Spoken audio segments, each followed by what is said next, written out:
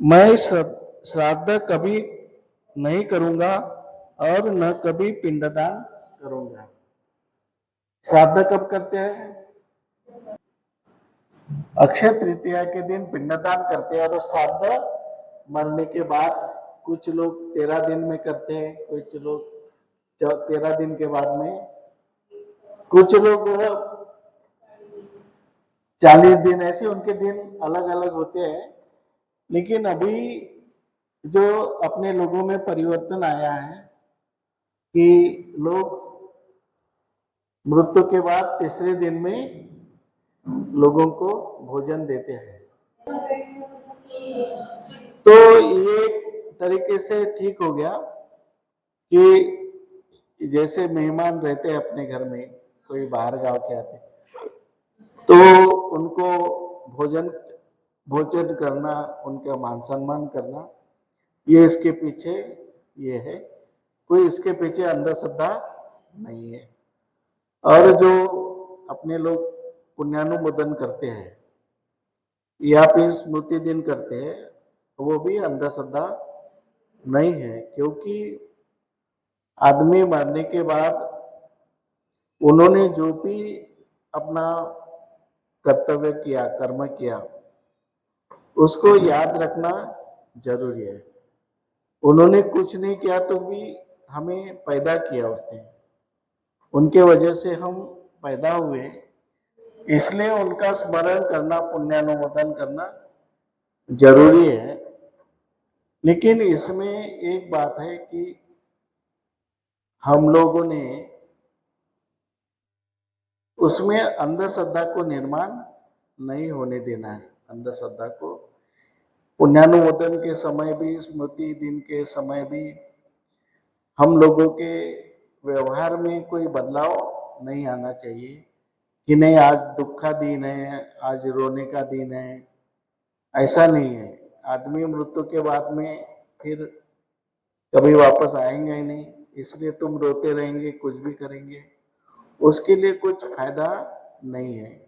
इसलिए हमें वो जो बाबा साहब आम्बेडकर ने कहा कि श्राद्ध और पिंडदान नहीं करना चाहिए, तो हम श्राद्ध और पिंडदान नहीं करना चाहिए। लेकिन अभी परिस्थिति के अनुसार जो लोग हमारे घर में रहते हैं उनको तीसरे दिन में भोजन देना चाहिए। अब रक्षा का भी कुछ लोग क्या करते, रक्षा नदी में बहाते, जो तो वो कोई इतना जरूरी नहीं है। अभी लोग, कुछ लोग दफन करते जमीन के अंदर, है ना, दफन करते हैं तो उसकी कहां से रक्षा मिलेंगी? तो पहले तो जमाने में पहले दफन करते थे, कुछ लोगों को अग्नि देते थे, तो वो कोई अपनी परंपरा नहीं है कि रक्षा ये डाल दो, नदी में प्रवाहित कर दो। कुछ लोग बुद्ध गया में जा करके अस्थि का विसर्जन करते हैं, तो वो उतना आवश्यक नहीं है, वो उतना सही भी नहीं है, वो गलत है।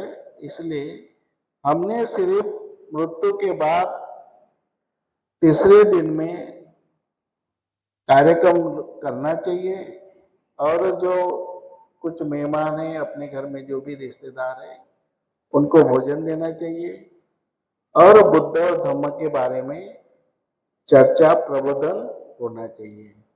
जब लोग इकट्ठा आते हैं तो उस समय अपने घर में थोड़ा दुखी वातावरण रहता है। कितना भी हम नहीं कहेंगे, फिर भी हमारे घर में दुखी वातावरण रहता है। तो इस दुख के वातावरण का निर्मूलन करने के लिए अच्छे बातों का, बुद्ध और बाबा साहब आम्बेडकर के विचारों का प्रबोधन होना जरूरी है। लेकिन बाबा साहब आम्बेडकर कहते कि पिंडदान वगैरह हमारा त्योहार नहीं है, हम पिंडदान न करेंगे और श्राद्ध करके भी हम नहीं करेंगे। उसको श्राद्ध का नाम हमें देना नहीं है, मुंडन करना नहीं है। कुछ लोग मुंडन भी करते हैं, वो सब रीति रिवाज हिंदू धर्म के, उसको हमें छोड़ना है। इसके बाद में उन्होंने कहा कि मैं बुद्ध धर्म के विरोध में कभी कोई बात नहीं करूंगा। जो भी बातें बुद्ध धर्म में दी है उसके विरोध में कोई बात हमें करना नहीं है। अभी हम बुद्धिस्ट हो गए, बुद्धिस्ट होने के बाद हमारी अपनी अलग पहचान होने को ना कि हम बुद्धिस्ट हो गए, तो अभी हमारे अलग अपनी पहचान करके अलग अलग तरीके से जैसे कार्यक्रम होने को होना चाहिए। जैसे पहले हमारे कार्यक्रम होते थे, मृत्यु के बाद में जितने भी बच्चे रहते सब मुंडन करते थे। अभी हमने उसमें बदलाव किया, बदलाव करके तीसरे दिन में कार्यक्रम का आयोजन करके उसमें हम भोजन की व्यवस्था करते हैं और बुद्ध एवं धम्म के ऊपर प्रवचन करते हैं। तो हमने जो बदलाव किया उसी प्रकार जो हिंदू धर्म के रीति रिवाज है वो छोड़ करके हम बुद्धिस्ट हो गए, तो अभी बुद्ध धर्म के विचारों पे काम करना है। बुद्ध धर्म के विचारों के विरोध में हमें काम करना नहीं है। जैसे कि उदाहरण के तौर पर हम पंचशील का उदाहरण देते हैं। पंचशील में कि जो 5 शील दिए हैं हमें, जो भी 5 शीलों के विरोध में, यानी बुद्ध धर्म के 5 शील है कि 5 शीलों के विरोध में जो भी काम करेगा उसके जीवन में समस्या निर्माण होगी, उसके जीवन में दुख निर्माण होगा। जैसे कोई झूठ बोलेगा, हिंसा करते जाएगा, हिंसा करेगा, झूठ बोलेगा, चोरी करेगा, व्यभिचार करेगा, शराब पिएगा, तो उसके जीवन में दुख निर्माण होगा, उसके जीवन में समस्याएं निर्माण हो सकती है।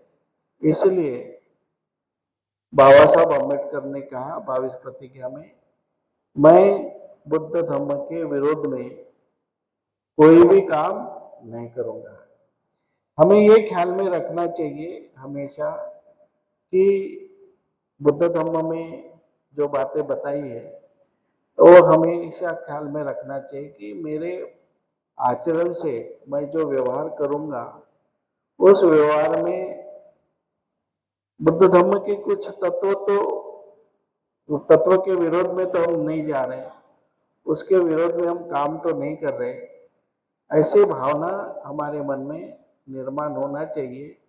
हर काम करते समय ये बुद्ध धर्म के विरोध में है क्या, हर बार सोचना चाहिए। अगर बुद्ध धर्म के विरोध में वो बात होती है, बुद्ध धर्म के विरोध में हम काम करते हैं, तो हमारे जीवन में समस्या निर्माण हो सकती है। आज हमें अच्छा समाज निर्माण करना है, तो हमें बुद्ध धर्म के जो आचरण है, जो शील है, उस शीलों का हमें पालन करना जरूरी है। उस शीलों को हमें तोड़ना नहीं है किसी भी मन। उसके बाद जो बताया कि कोई भी क्रियाक्रम ब्राह्मणों के हाथों से नहीं करवाऊंगा। तो अभी हम बुद्धिस्ट हो गए, हमें कोई भी क्रियाक्रम ब्राह्मण पुरोहित के हाथ से नहीं करना है। जो भी करना है, अभी हमारे पास भिक्षु है, भिक्षु संघ है, उनको बुलाओ और उनके हाथ से घर में धम्मदेशना करो, पूजा अर्चा करो। विवाह की विधि है तो बौद्ध भिक्षु से करो, या फिर कोई बौद्ध कार्यकर्ता है उनके हाथ से करो, लेकिन ब्राह्मणों के हाथ से कोई भी क्रियाक्रम हमको नहीं करना है। इनका विरोध है। जो 22 प्रतिज्ञा का विरोध करते हैं तो मूलतः इसका विरोध है कि बाबा साहब अम्बेडकर ने कहा कि कोई भी काम ब्राह्मणों के हाथ से नहीं करना है क्रियाक्रम। तो टोटली उन्होंने ब्राह्मणों का विरोध किया, उनके हाथ से काम नहीं करना है। तो ये भी हमें 22 प्रतिज्ञा है उसका पालन हमें करना जरूरी है। उसके बाद में उन्होंने कहा कि मैं इस सिद्धांत को मानूंगा कि कभी सभी मनुष्य एक समान है, सभी मनुष्य मात्रा समान है। हमारे चित्त में, हमारे मन में वो भावना निर्माण होना चाहिए जिसको कहते हैं समचित्तता। समचित्तता यानी समान भाव, प्रत्येक व्यक्ति के बारे में समान भाव हमारे मन में निर्माण होना जरूरी है। हम जितना द्वेष करेंगे, द्वेष आना जरूरी है, मन में द्वेष निर्माण हो सकता है, होता है, लेकिन वो द्वेष को हमें बाहर निकालना है। द्वेष को मन में जगह देना नहीं है, द्वेष को हमें खत्म करना है और सभी मनुष्य के प्रति हमारे मन में समान भाव निर्माण करना है। कोई अलग अलग तरीके से काम करता है, कोई अलग करता है, लेकिन हमारे मन में किसी के बारे में द्वेष नहीं होना चाहिए। ये सबसे बड़ा महत्व का सिद्धांत है जो हमें समझने की आवश्यकता है, क्योंकि हमारे मन में द्वेष बहुत जल्दी पैदा होता है, बहुत जल्दी पैदा होता है कि नहीं ये ऐसा करता है तो वैसा करता है, तो करने दो उसको, वो करता है अपने विरोध में अगर काम करता है तो हम अपनी सुरक्षा करें, हम अपनी सुरक्षा करेंगे तो वो कुछ नहीं बिगाड़ सकेगा। लेकिन हम ही अपनी सुरक्षा नहीं करेंगे तो वो हमें बिगाड़ने का काम करेगा। इसलिए जो मैंने विहार में भी वो बात कही थी कि मन में किसी प्रकार का द्वेष नहीं होना चाहिए। आज वो भिक्षु है, दूसरा भिक्षु आएगा, कोई तीसरा भिक्षु आएगा, लेकिन द्वेष मन में निर्माण नहीं करना चाहिए। द्वेष से आदमी का जो मन है, समतावादी चित्त है, वो नष्ट होता है। इसलिए बाबा साहब अम्बेडकर ने देखो कितना अच्छा लिखा है कि सभी मनुष्य एक समान है। मैं समानता को, समानता की स्थापना के लिए प्रयत्न करूंगा, मैं समता स्थापन करने के लिए प्रयत्न करूंगा। समता स्थापन करना जरूरी है। हमारे चित्त में समभाव होगा तो हम समता स्थापित कर सकते हैं। अगर हमारे मन में द्वेष होगा, घृणा होगा, तो हम समता स्थापित नहीं कर सकते। तो इसलिए हमारा काम है कि समता स्थापित करना है। ये समता जो होती है हमारे चित्त में होती है। हर इंसान अलग अलग है, अलग है ना, हर एक इंसान अलग है। हर एक प्रकार से इंसान समान नहीं है, अलग अलग है। सबकी विचारधारा अलग है, सबका रहन सहन अलग है, सबका यूनिफॉर्म अलग है, सबकी ऊंचाई अलग है, सबके फिंगरप्रिंट अलग है, सबका रंग अलग है, सबके आचरण अलग है, चाल ढाल अलग है। सभी प्रकार की अलग विभिन्नता है सब में, लेकिन इतना होने के बावजूद भी हमारे मन में समता भाव निर्माण होना चाहिए कि समता यानी मन में समता, कि ये विषमता है, अलग है, ये महिला है, अलग है, मैं पुरुष हूँ, अलग है, ये काला रंग है, अलग है, मेरा गोरा रंग है, अलग है, वो ऊंचा है, अलग है, मैं टेंगना हूँ, बौना हूँ, अलग है। लेकिन हमारे मन में वो गरीब है, वो अमीर है, ये सब बातें विषमतावादी है, असमान है। लेकिन हमारे मन में समता भाव निर्माण होना चाहिए। ये हमें प्रयास करना चाहिए, कम से कम अपने घर में तो भी, अपने परिवारों में तो भी हम लोगों का क्षेत्र क्या है, हम कोई नेशनल लेवल के लीडर नहीं है, हम कोई बड़े नेता नहीं है।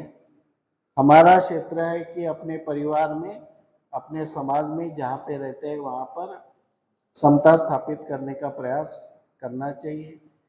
चाहे वो गलत करता होगा, लेकिन उसको कुछ न कुछ दिन के बाद में वो बात समझ में आएंगी कि मेरे हाथ से गलतियां हो रही है।